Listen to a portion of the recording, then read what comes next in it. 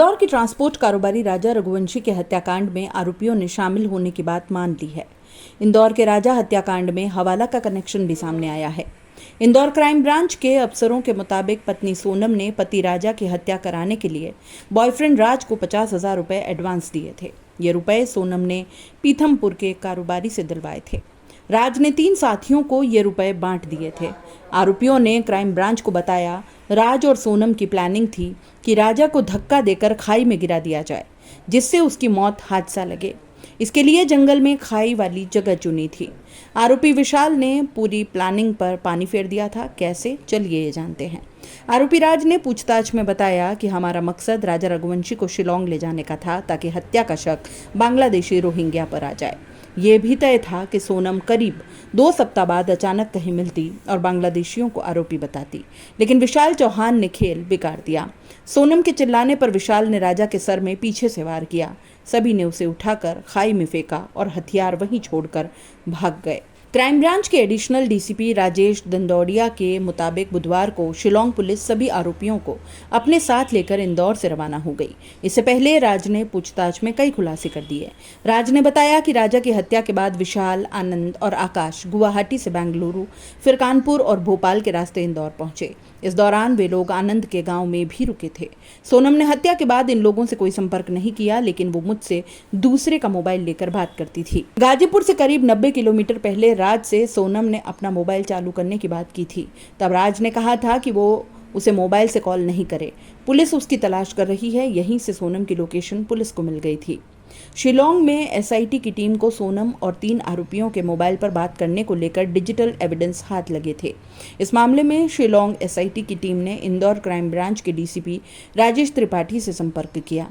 उन्होंने तीनों आरोपी राज, विशाल और आकाश पर नजर रखने की बात कही। क्राइम ब्रांच के कुछ पुलिसकर्मियों ने तीनों के हत्याकांड में शामिल होने की पुष्टि कर ली थी। तब शिलोंग पुलिस ने इंदौर आकर ऑपरेशन की बात कही। इसके बाद इंदौर आकर क्राइम ब्रांच के साथ मिलकर आरोपियों को गिरफ्तार किया गया। राजा के हत्याकांड में जिन फर्जी सिम का उपयोग किया गया, वो आनंद कुर्मी के डॉक्यूमेंट से राज के घर के पास स्थित एक मोबाइल शॉप से ली गई थी। क्राइम ब्रांच की टीम मंगलवार को यहां भी पहुंची।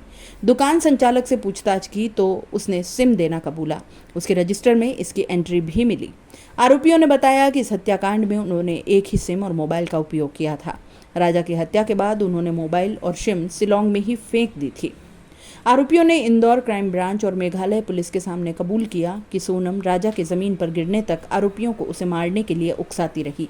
सबसे पहले विशाल ने राजा पर वार किया, फिर आकाश ने वार किया। राजा को खाई में फेंकना था, लेकिन तीनों आरोपियों से वो उठ नहीं पाया।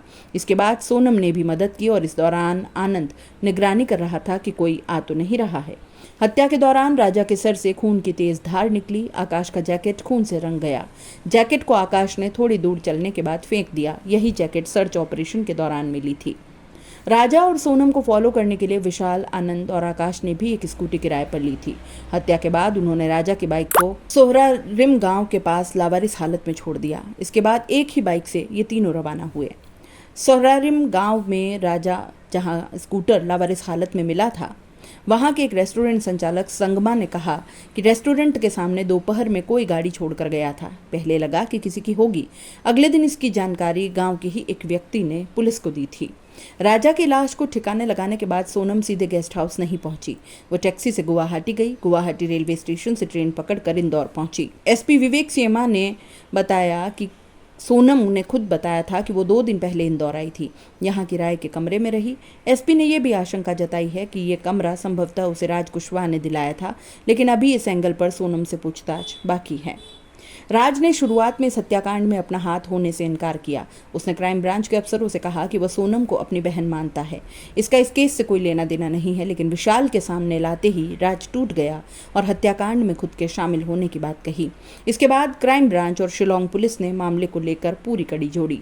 शिलोंग पुलिस सोनम से पूछेगी कि जिस जगह पर मेघालय के स्थानीय लोग भी नहीं जाते, वहां लाश को ठिकाने लगाने का आइडिया कैसे आया? क्या उसने पहले ही इसकी जानकारी हासिल कर ली थी? पुलिस अफसरों ने बताया कि जहां हत्याकांड हुआ वहां पर स्थानीय लोगों की भी आवाजाही नहीं है। यहां तक कि सर्च ऑपरेशन के दौरान एनडीआरएफ और एसडीआरएफ की टीम को भी यहां काफी मशक्कत करनी पड़ी। ये भी जानकारी मिली है कि सोनम इससे पहले भी शिलोंग आ चुकी है। संभवतः तब उसने ये जगह देखी हो, हालांकि अभी इसकी पुष्टि नहीं हुई है।